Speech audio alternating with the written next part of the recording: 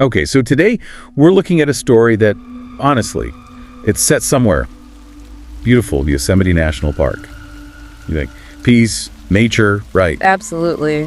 Majestic scenery. But the source material we're digging into, it comes from a YouTube transcript, Tang Makotorn's channel, and it details something truly dark. The Yosemite Park Killer. Yeah, it's a stark contrast. We're pulling out the key events from that source, trying to understand this really disturbing period in the park's history. And it kicks off with, well, what sounds like a totally normal family trip. Just a vacation. A trip for relaxation that turned into, well, a nightmare, according to the source. So let's get into it. The source introduces us first to Carole Sund, her 15-year-old daughter, Juli Sund, and Juli's friend, Silvina Pelosso, who is 16. Silvina was an exchange student from Argentina. This trip was actually meant as a sort of farewell treat before she headed home. Right. And their trip starts up in Eureka, California. They drive down to San Francisco first. To pick up a rental car. A red Pontiac Grand Prix, the source specifies. And then they stopped in Stockton. Apparently, Juli, she was a cheerleader, had a scholarship offer. Yeah, seems she was checking out the university there. Okay, so then February 14th, Valentine's Day, 1999, they get to the Yosemite area. They check into the Cedar Lodge, room 509. Which is just outside the park boundary near El Portal. A pretty common spot for visitors. And the next day, February 15th, they do the Yosemite thing. Sightseeing, activities, taking photos. Those photos become important later, the source points out. They head back to the lodge around 7:30 that evening, have dinner at the hotel restaurant. And after dinner, Carole calls her husband, Gene, just confirming plans, you know. He was supposed to pick them up at the San Francisco airport the next day, the 16th. The plan was they'd do a little more in the park in the morning, then drive back. Simple enough. But it didn't happen. No. February 16th comes. Gene's at the airport, and they're not there. And he knew right away something was wrong. The source stresses this Carole just wouldn't miss a pickup like that. Not without calling. He calls the Cedar Lodge. They confirm, they haven't checked out. They offer to check the room. And what they find is strange. The room's empty. Yeah, but there are a couple of wet towels in the bathroom. Yeah. And the room key is just left there. The staff initially thought, okay, maybe they just left early without stopping at the desk. It happens. But Gene wasn't having it. He insisted something was very wrong. He was thinking maybe an accident, you know. It was snowing, roads could be bad. Makes sense. Visibility wasn't great. So he reports them missing to the Mariposa County Police. The search starts pretty much immediately, focusing on those roads. But no sign of that red Pontiac. Bashed. Then, a few days pass. February 19th, there's a development, but it's odd. A student finds Carole Sund's wallet. But not near Yosemite, in Modesto, which is quite a ways away. Right. And inside are her driver's license, 2 credit cards. But Gene points out Carole always carried 3. So one card is missing. A potential clue, but it doesn't lead them to the family. No. And as time goes on, hope starts to fade. Carole's father, Francis Sund, puts up a huge reward, $250,000 for information. Searches keep going, though. The park, rivers, streams, just nothing. And there's another weird detail the source mentions. Forensics checked room 509 back at the lodge. 2 things were gone, a pillow and a pink blanket. Huh. That's specific. You know, the source highlights something important here, the local feeling at the time. What's that? People in the area were terrified, partly because this brought back memories of the Steven Stayner kidnapping back in '72. Oh, right. The boy who was taken from near there and held for years. Exactly. He was kidnapped by Kenneth Parnell, held for 7 years, then escaped with another boy. Parnell got a pretty light sentence, which angered people. Stephen later died young in an accident. So the community was thinking about that case. And hoping this one would end like Stephen's return, that they'd be found alive. That was the desperate hope. A hope that sadly wouldn't last. March 18th, 1999. Almost a month after they vanished. A hiker makes a discovery. Where was this? Tuolumne County. About 2 hours from Cedar Lodge. Deep in the woods, a burned out car. Burned. Completely torched. But the hiker saw bits of red paint. Remembered the missing red rental car from the news. Smart move to report it. Absolutely. Police come out, confirm it. It's the Pontiac Grand Prix. And the source says it was clearly arson. Looked like gasoline was used. And deliberately set on fire. What else did they find? About 180 feet away, they found a bag. Okay. Inside, the missing credit card, the dinner receipt from Cedar Lodge, and a camera. Wow. The camera. But the worst discovery was in the trunk of the car. Oh, no. 2 bodies, burned so badly. skeletal remains, basically. They needed dental records. Let me guess. It was Carole's son and Silvina Pelosso. Oh, God. So they were dead. But what about Juli? Juli was still missing? The focus shifted entirely then. Find Juli. Maybe, just maybe, she was still alive somewhere. A desperate hope. And that camera they found, it had photos from their trip, ice skating, having fun in Yosemite. Just heartbreaking images. The last moments. The very last photo, the source says, looks like it was taken inside room 509. So whatever happened started right there after that photo. Yeah, and then things got even more disturbing. About a week after the bodies were found, police got a letter. A letter? From who? They believed it was from the killer. What did it say? It was haunting.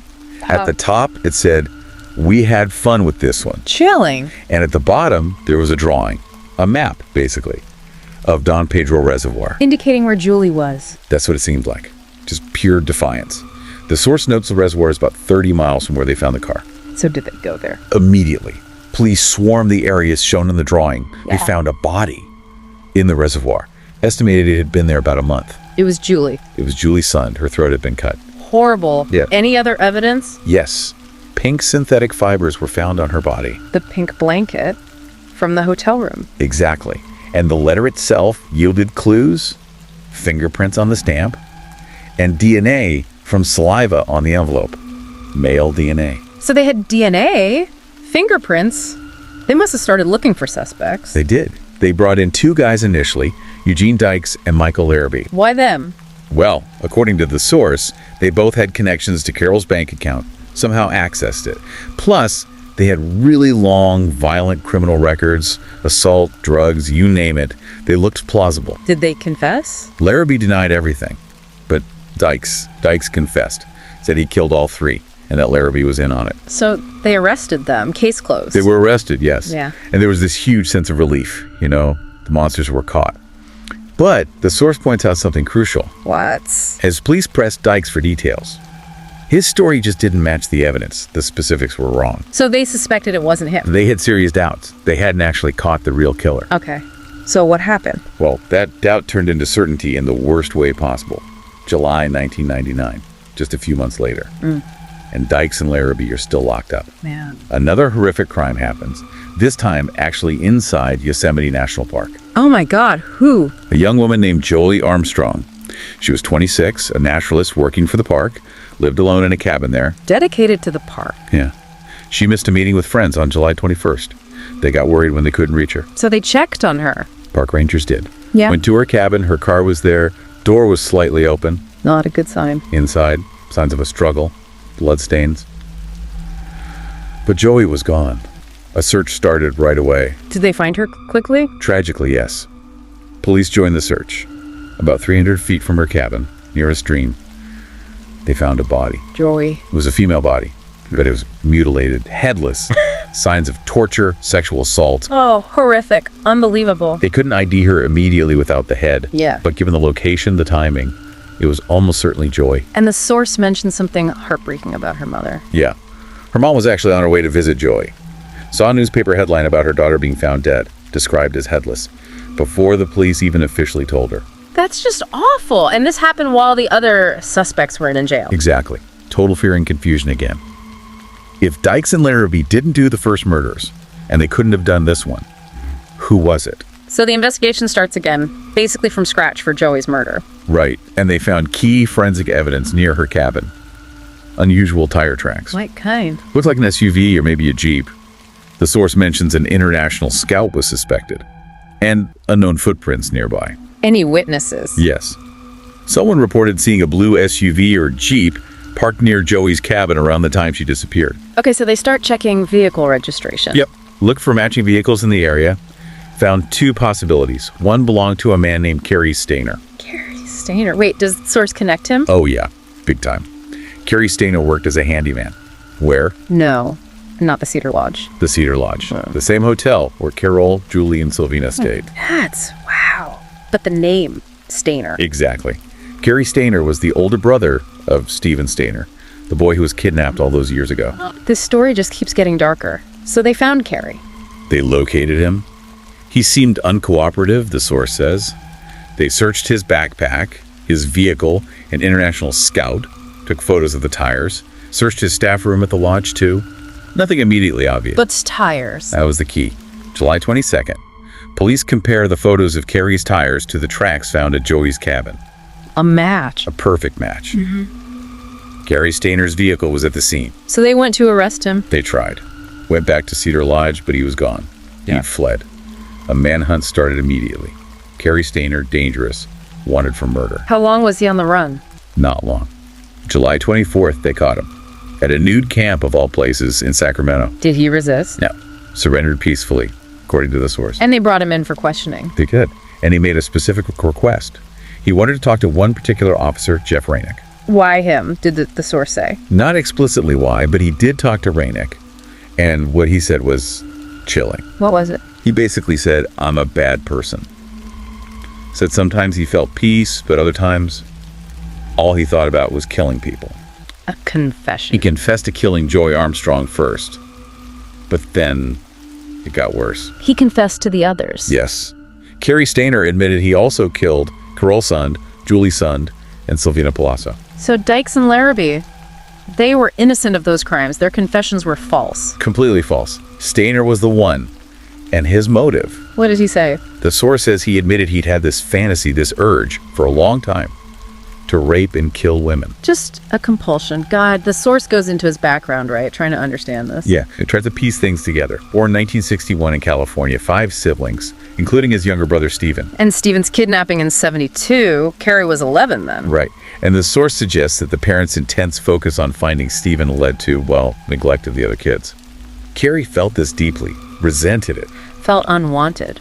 Yeah, apparently he believed his parents wished he'd been taken instead of Steven. Really sad and disturbing. Any other childhood issues mentioned? A diagnosis of mild autism and trichotillomania, that's like pulling out hair, related to OCD. And there were incidents. Worrying behavior. Disturbing stuff. Forcing siblings into violent games, making them undress. A cousin reported him peeping on her. And there was trauma. A major one. Yeah. Around the time Steven was taken, age 11, Kari was sexually assaulted by his uncle on a camping trip. That's horrible. So much darkness in his childhood. Yeah. And then Steven comes back after 7 years. They even share a room. But then Steven dies in that motorcycle accident at 24. Just tragedy after tragedy in that family. What about Kari's adult life? Drug use. Worked as a mechanic. Lived for a while with the uncle who assaulted him. Seriously? Yeah, and that uncle. He was murdered in 1990, shot with his own gun. Kari was a suspect, but never charged. Another layer of darkness. And then there was an incident with his sister, Corey. He lived with her briefly, but she kicked him out. Found a hidden camera he'd set up to record her showering. Just. Yeah. Wow. So he drifted after that? Seems like it. Until he ended up working as a handyman at the Cedar Lodge. Right where the story begins. Unbelievable. So his confession, the details must have been horrific. They were. The source recounts them. For Joie Armstrong, he said he was driving around looking for Bigfoot, bizarrely, saw Joie packing her car, Okay. stopped, talked to her, pretended to leave, but then he grabbed weapons from his car, duct tape, knife, gun, went back, forced her into her cabin, tied her up hands, feet, mouth, put her in his car. Did she try to escape? She did. Tried to jump out the window of his car, he caught her, got enraged. And that's when he cut off her head with a knife, threw it in the stream. Right. Then he sexually assaulted her body. just absolute brutality. And before he confessed to the first murders? He apparently emphasized to the police this wasn't sudden. He'd wanted to rape and kill for a long, long time. And the Sund and Pelosso murders, how did he say that happened? He'd actually planned to attack someone else first, his girlfriend and her daughters, who worked at the Cedar Lodge restaurant. But there was another man at their house, so that plan fell through. So he went back to the hotel looking for victims. Exactly. And he saw Carole, Juli, and Silvina in room 509. How did he get in? The oldest trick. Knock on the door, said he was maintenance. Leaky sink. Carole let him in. Trusting hotel staff. He pretended to check the bathroom, then pulled a gun, took them hostage, forced Juli and Silvina into the bathroom, tied them up with duct tape. And then Carole. He strangled Carole's son to death first, put her body in the trunk of her rental car. Oh, God. Then he went back for the girls. Yes. Went back to the room. Silvina fought back hard, so he strangled her too, put her body in the trunk with Carole's. Then he turned his attention to Juli. Did he? Did he assault her then? The source implies assault occurred with both girls after he subdued them. After killing Silvina, he went back for Juli. And the staging of the room? The wet towels, the key? That was him. trying to make it look like they just left in a hurry. He covered Juli with that pink blanket from the room, then drove her to Don Pedro Reservoir. The place from the map in the letter. The same place. Led her down to the water, said something to her, made her sit, then cut her throat. Unimaginable horror. And the source adds this chilling detail from his confession. Kari said after he killed Juli, he just stood there for a long time, enjoying the scenery. It's empty. Pure evil. Then he drove the car, with Carole and Silvina still in the trunk, to that wooded area and dumped it. Came back 2 days later with gasoline and burned everything. To destroy evidence. And the wallet in Modesto. The letter. All him. Planted the wallet to mislead police, wrote the letter. He claimed he got a kid to lick the envelope so his DNA wouldn't be on it. But his DNA was found on it, right? Yeah, that part was a lie. But he admitted writing it. Said he felt cocky after getting away with the first 3 murders, which is why he went on to kill Joie Armstrong. So he confessed everything. What happened at trial? The source details the legal side. He pleaded insanity, cited the childhood trauma, the mental health issues. Did the court accept it? No, the plea was rejected. So the verdicts? Guilty. Intentional premeditated murder for Carole, Juli, and Silvina. 3 counts, death sentence for those. And for Joie Armstrong? Guilty of first-degree murder. Life sentence for that one. Sentencing was August 27, 2002. And he's still on death row now? Yeah. Kari Steiner, now in his early 60s, remains on death row in California. The Yosemite Park serial killer case is considered closed. Such a deeply disturbing story. A place of beauty turned into, well, a hunting ground. Vacationers, someone dedicated to the park, lives just erased. And yeah, the source notes, the information comes from various places, internet, documents, footage. It's a complex case, pieced together, but the core narrative from the source is just harrowing. So we've walked through this really dark narrative, that contrast, Yosemite's beauty and this absolute horror. And based on the source, it really seems like a convergence of past trauma, psychological issues, all culminating in these terrible acts. It definitely leaves you thinking, doesn't it? How much do those past experiences shape who someone becomes?